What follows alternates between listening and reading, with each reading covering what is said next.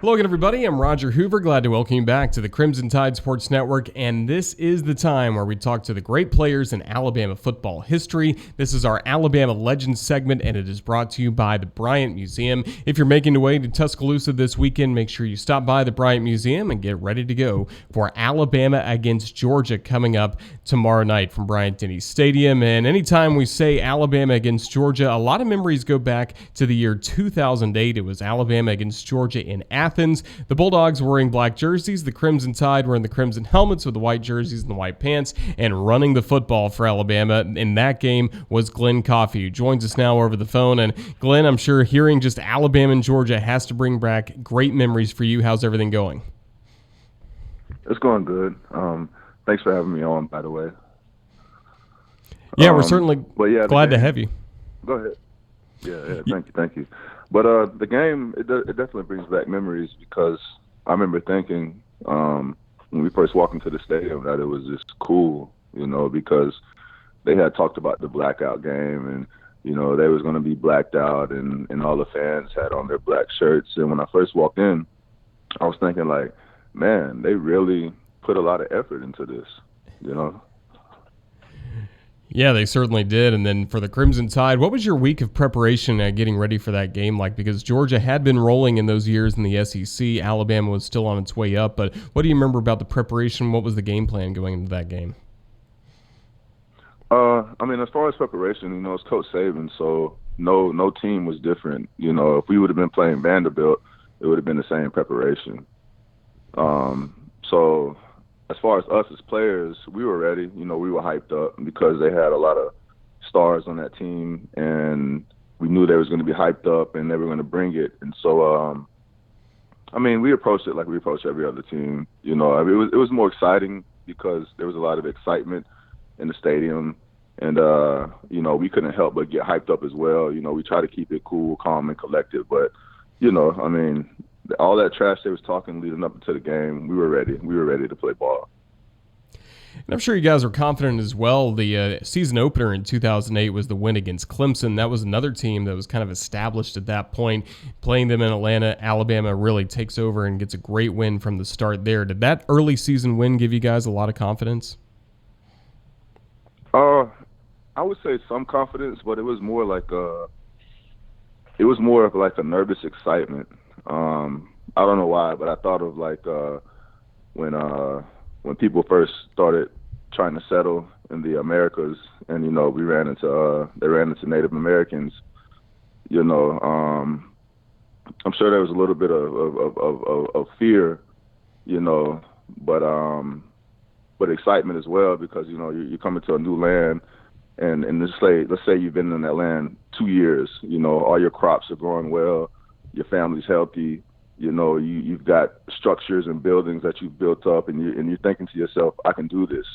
What I'm saying? Like, this is new for me, but I can do this. And for us at that time, it was new for us to be in the spotlight like that. We had Coach Saban. We had just beat Clemson. And to say we were full of confidence, I feel like wouldn't be telling the whole truth. But I would say it was more so nervous excitement because we did have that feeling that we could, do something special that year, but at the same time, we had no clue, so we just took it game by game. And in this game we're talking about against Georgia, just what were some of the early signs that you guys would have control in that ball game? It seems like offensively you're able to do whatever you wanted. Yeah, it's we're just a well-oiled machine. We know we had to do the win.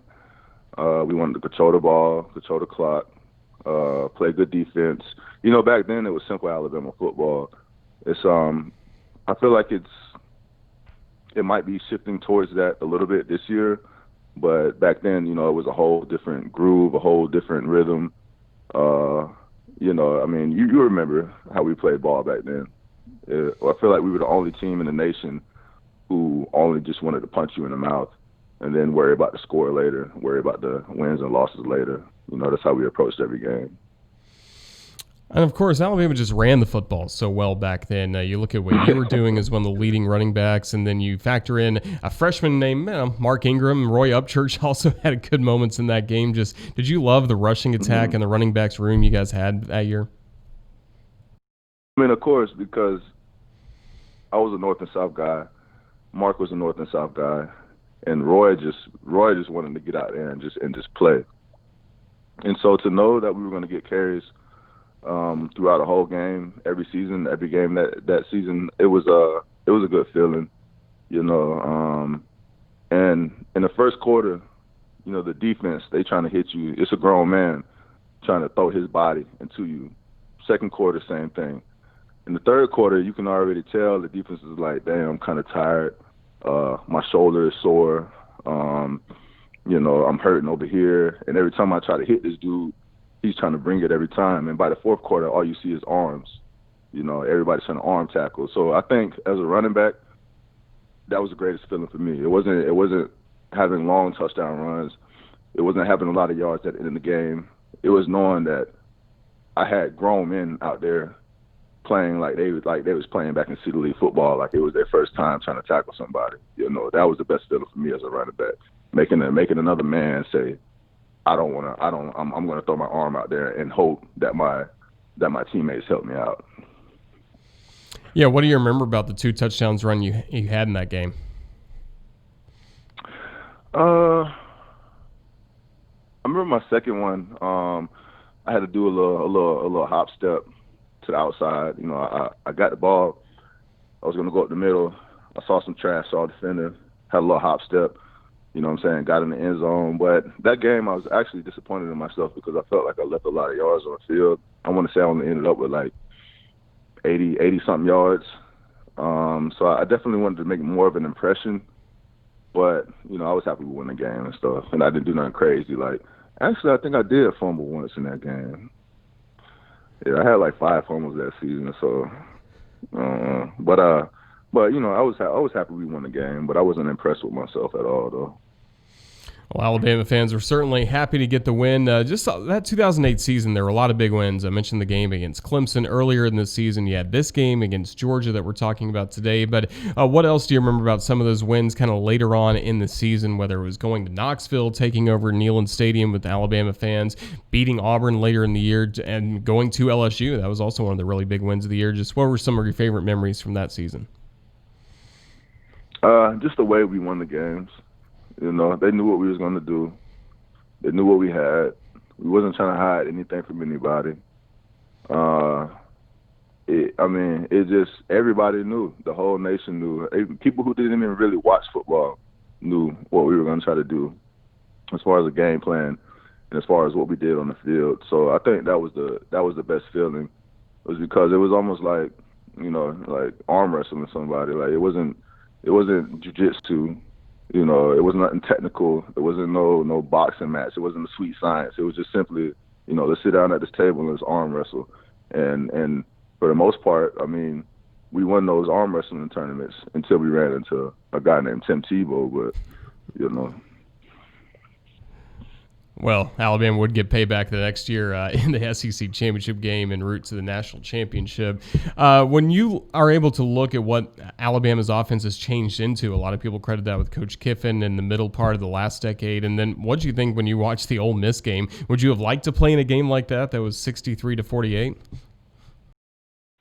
I'm sure it would have been exhilarating. Me, I don't know how much I would have liked it. Because I don't think in my high school, middle school, college, I never really played in an offense like that, so I couldn't really. I really don't know how I would have felt about that. Because for a running back, that means I'm coming out the field a lot on running routes and stuff like that, and having to block a whole lot, which is not fun. Having to block is not fun. When you walk up to the line of scrimmage, or you walk up to the to start the play, and the quarterback goes through his cadence, and then they switch from a 4-man to a 3-man front, and then you got your Will and your Mike, doing all types of stuff, and then the safety starts to creep down, and you're like, all right, where are they going to come from? Like, that's not fun. That is not fun to have to do blitz protection all game long. But I'm sure it is, I'm sure it would have been a fun time, scoring all those points and stuff like that. But I'm a hard-nosed cat. at least on the field. I'm not trying to talk like I'm tough or something like that, but just give me the ball and tell me to run, and I'll try to get you that 3, 4, or 5 yards, and maybe I'll pop one for you every once in a while, you know. So I'm sure they had fun though. Yeah, speaking of hard nose, what do you think of Najee Harris and the Alabama running backs this year? I'm so proud of them because I remember I used to always tell them, like, Najee, you are big. Like, I understand you are 230 pounds and you can move like a cat and your balance is off the charts, but like every once in a while, all you have to do is lower your shoulder and fall forward and use that momentum, because if you looked at his high school highlights, that's all he did, and it was effortless for him. But then when he got to college, I felt like he wanted to make the big play every time he touched the ball. And obviously you can't do that as a running back, especially not in the SEC. Maybe in the Pac-12, but not in the SEC. And so I'd always tell him, like, bro, if you add physicality to your game, you will be unstoppable. And so I feel like he's done that more this year, and so I'm definitely proud of him. I wish they had somebody else step up. I was hoping Bryant would step up. And so, yeah, I wish it was more of a balanced running attack as far as just throwing guys in there. But Najee is doing great right now. Yeah, he certainly is. And as we start to wrap things up, Glenn, just what can you tell Crimson Tide fans about what you're up to these days? Well, I want to be a carpenter. The reason why I left Alabama early, I still had one season I could have played. The reason why I left early is because I didn't want to play football anymore. But I figured if I got paid to play, I'd tolerate it. And so I got to the NFL, and I actually got more depressed after getting the money than I was before. So that's why I quit the NFL after a year. Like, I know I said God put this on my heart and yada, yada, yada, but at the end of the day, I just didn't want to play football anymore. And so I've been on this journey through life just to say, you know, who am I and what I want to do. And I worked on a farm, like a self-sustaining, organic, holistic farm, and so that's what I want to do. And I want to be able to build structures on that farm and just be like a self-reliant type of dude, you know, work with my hands, because I never did that before because of sports. So right now, I'm about to start remodeling houses and go that route, and I want to be able to build a house from the ground up. So that's pretty much what I'm on right now, man. Just keeping things simple and just trying to prepare myself for my dreams later on in life, which is just waking up, walking outside with a coffee and seeing like pasture and livestock, and you know, I want to have a huge garden, and that's kind of the route I want to go.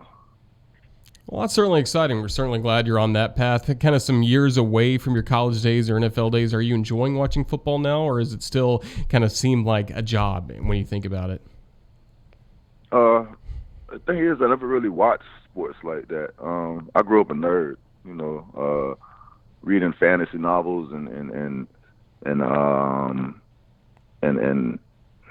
don't know, plain and simple, I just grew up a nerd, man. So sports was kind of like just an outlet for me. I like being physical, like I like contact and stuff like that, and so football was just natural for me. But you know, on my Saturdays, I don't really watch football.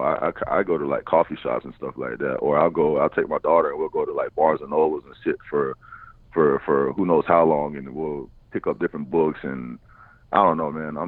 I'm definitely not what you would have called a jock growing up, but I like sports. My favorite sport to actually watch is boxing, but I keep up with Alabama just because, you know, it's Alabama and I played there, and I have a relationship with the players because I was up there for a couple of years recently, and so, you know, I watch it just to say I watched it, to be honest.